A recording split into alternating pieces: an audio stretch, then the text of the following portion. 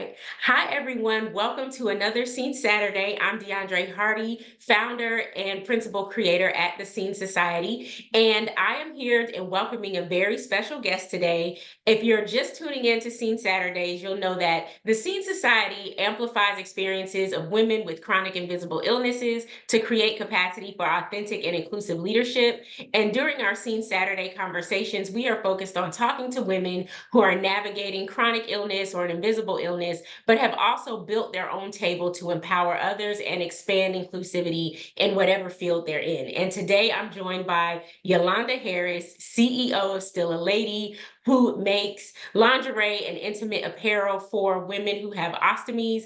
And I can't wait for you all to hear more about her and hear her story. So hello, Yolanda. Hello, how are you today? I am good. Thank you so much for coming on today. You know, I've always been inspired by your work. When I found you on Instagram, one, I could not believe my eyes because your pieces are beautiful, but also I couldn't believe my eyes because I saw people who had bodies like mine, who were still confident, still sexy, still feminine. And so obviously, when I was building this platform, I said, I have to talk to her. And then when the theme of building for women who built their own tables to empower others and expand inclusivity, you had to be in the lineup. And so I've talked to some powerhouses so far, and I'm always inspired. So thank you for what you're doing. And can you tell the people more about you, who you are, what you do, and then what inspired you to create Still a Lady? Well, thank you very much for the very kind words.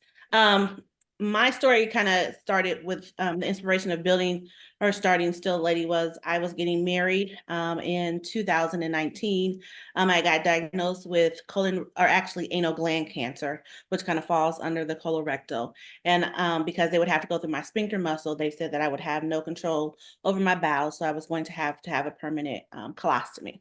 So Mm. I went through all of my treatment, surgery.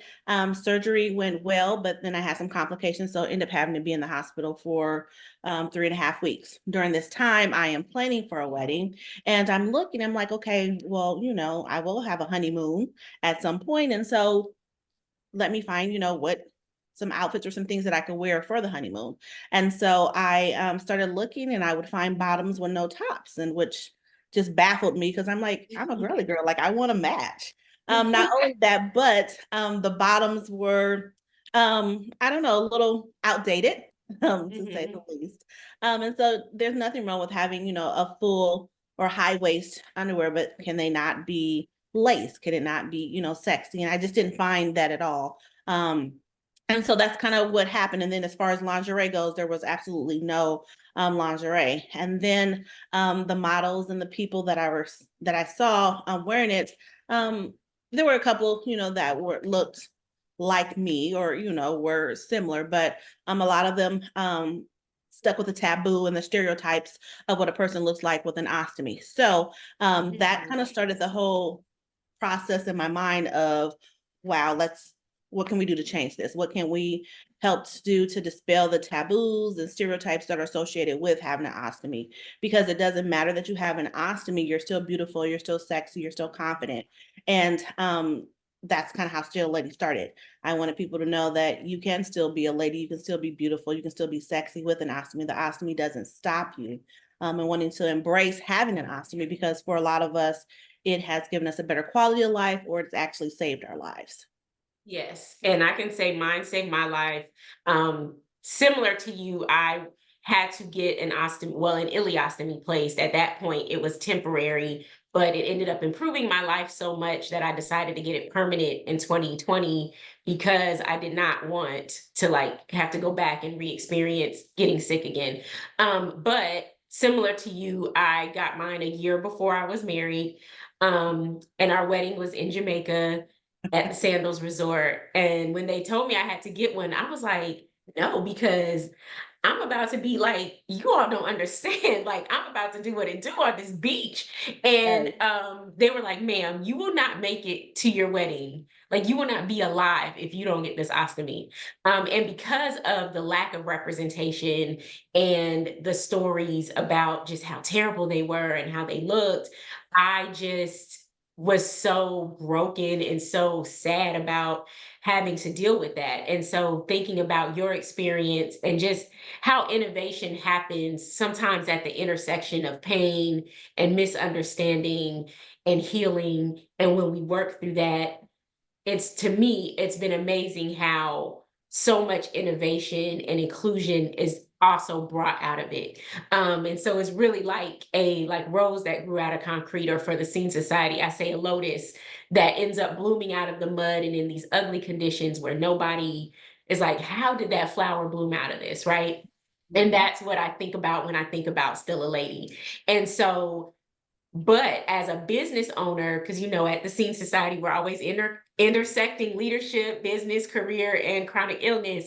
So as a business owner, how did you how did you approach, or what is the biggest lesson you've learned from having something that's for a very niche market? And I ask that because when I created the Scene Society, and I'm like, okay, I'm going to talk about career women, business women, and the intersection of like leadership and chronic managing a chronic invisible illness, that's very niche. And you tell yourself when you're in that beginning phase, am I the only person who's dealing with this? Or is anyone else really going to respond to this?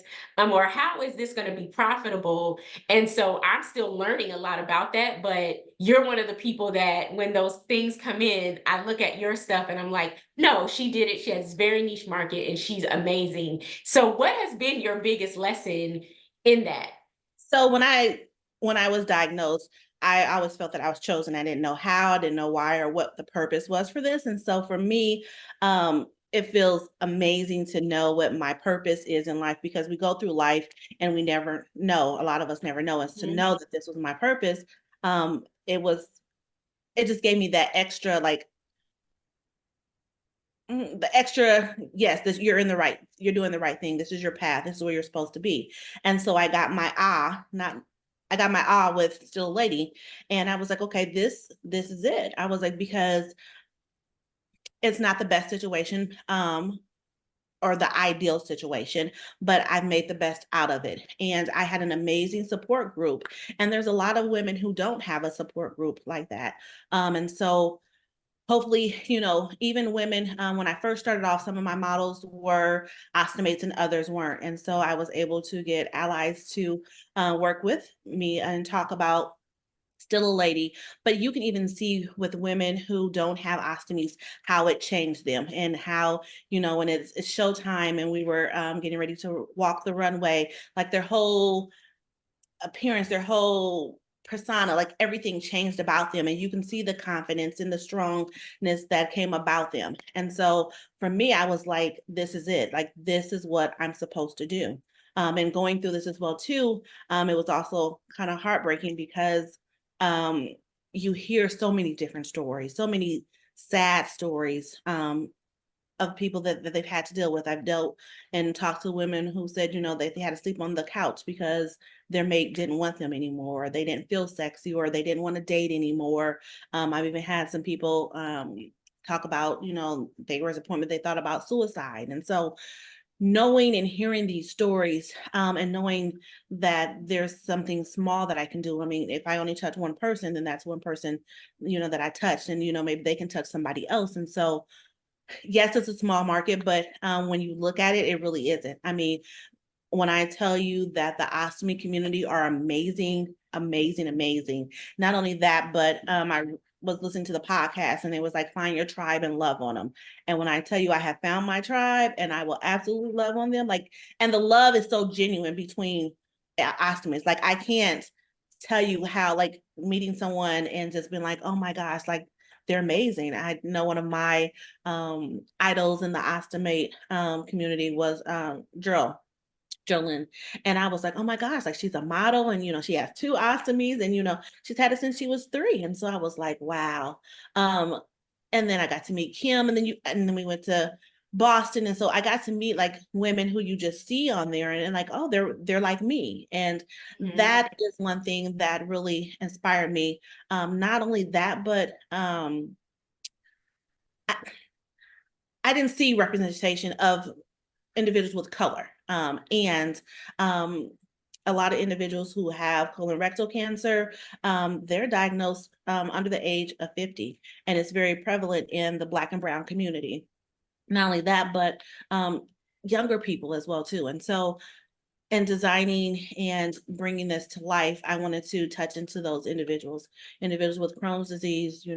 They're diagnosed between the ages of 15 and 35. So 25 is the average age, and that's not old by any means. And so just really wanting to get a platform or have a platform that people can see that you can still be sexy, you can still be a woman, you can be out there. I mean, and a lot of times people don't even know that you have an ostomy. And I think for me, and more ostomates think, I mean, you think everybody knows, or they can see it, or, they can smell it. Mhm. And, so having those, or if you have, a situation where you have a blowout, and, being able to talk to someone to say, hey, this is what's going on, and they understand the mental health aspect of it, which I think that the whole industry has just totally missed. And I even did like a survey and was asking women, like, hey, did you go through any mental health issues? I mean, 100%. Every woman, I've even asked men as well too, but every person that I've asked who had an ostomy, they're like, absolutely, I did. Mhm. Absolutely, I did. And even Mhm. those, like for myself, I even, went through it, and having an ostomy, and knowing that I was chosen for this, I still went through those mental health issues. And I don't think that those issues are addressed. And so I tried to do a little bit of that with Still a Lady, and, you know, supporting Yes. supporting my tribe and helping them out. And moving forward, I really want to talk a little bit more and focus on the mental health aspect of it, because I hear the Mhm. stories so many times of anxiety, depression, low self-esteem, low body self-image. And so you hear those things about all of us. And so Mhm. Mhm. not just, normally we think, oh, it's just a woman. It's not just the women. It's all ostomates that I've talked to and have experienced that. So, so like Mhm. it's kind of just been the starting point for many great things that we have coming moving forward. Yes, I agree with everything you said. You touched on so many good points. One about like the colorectal awareness, cancer awareness, and how we are diagnosed. And it is Minority Health Awareness Month and Stress Awareness Month. And I think about when you talk about finding your tribe and your community, how important that is, because oftentimes we're underdiagnosed, we're misdiagnosed. By the time we get a diagnosis, our diseases are more advanced and can sometimes unfortunately be terminal or be very advanced to where they're very severe, when had we got the proper health care and the proper diagnosis earlier, we could have a total different trajectory. And I think your community plays such a big deal and role in that, because oftentimes I found that like there'll be something going on, and if you're used to being chronically ill, you sometimes ignore small little smoke signals, right? And then Right. you Like this don't is just really my go to the normal. right, this is my normal. So, oh, I can, oh, this isn't a big deal. So I'll just work through this.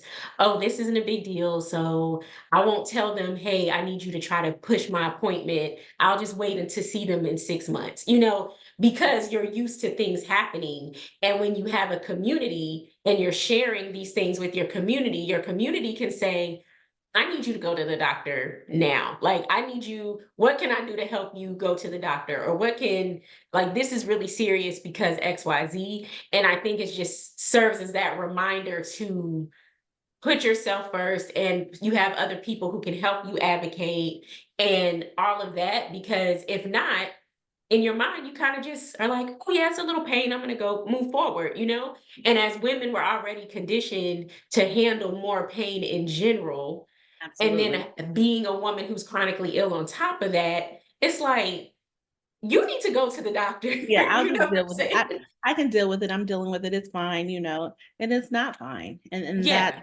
And that's what I think that we need to hear. It's not fine. It's not fine.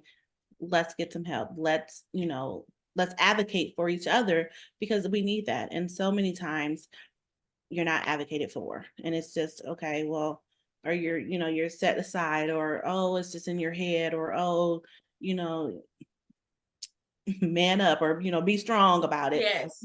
And it's not. I mean, if they only understand like the things in the just in life and in its whole that Mhm. we deal with, and are pushed aside or diminished to, oh, it's nothing. Mhm. And then I think also, even though you find purpose, in this, even though we've created something beautiful out of a really ugly circumstance, sometimes you still have to sit with like, this sucks. This is not, this is not a good circumstance. This is painful. You still have to sit with the trauma that you endured, even though you're healing and it's a process and it's a cycle and you're working through purpose and you're connecting with other people. I realize that sometimes I don't give myself the space to sit with the pain that has come along with it at times. And when that happens, then it overflows into these other areas of life.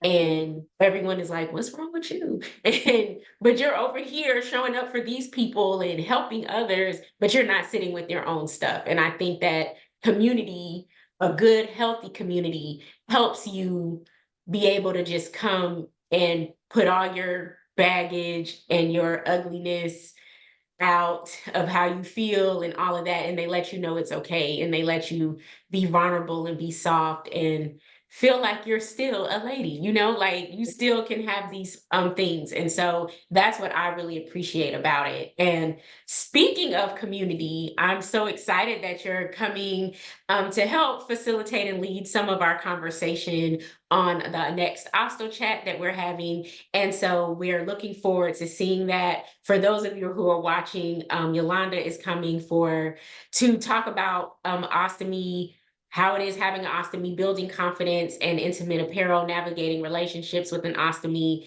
for Color of Gastrointestinal Illnesses, which is an organization, a nonprofit organization that expands access and health equity for BIPOC populations living with gastrointestinal illnesses. And so we have a community for ostomates. So if you're an ostomate and you're watching this and you want to find community, whether you're a woman, male, however you identify, we have a community for you and we would love to connect. So please connect, reach out, and you can learn more about that there. And so I'm so appreciative of you coming, looking forward to that conversation. And we're trying to make sure that we have a lot of people show up, so that we can have this open, safe space conversation. So go ahead.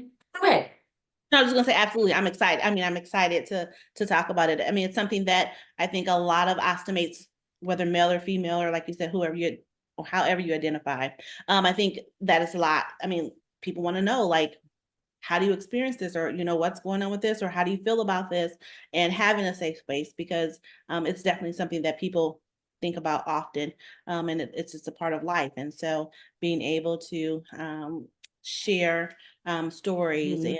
and how people have navigated through things, I think is an amazing thing. So Yes. So where can people find you? Because we I would love to talk to you. I think we talked for wrote you a message on Instagram and we yes. like went back and forth and we talked for like almost 2 hours when we Yes. first met. So I know we can continue this conversation.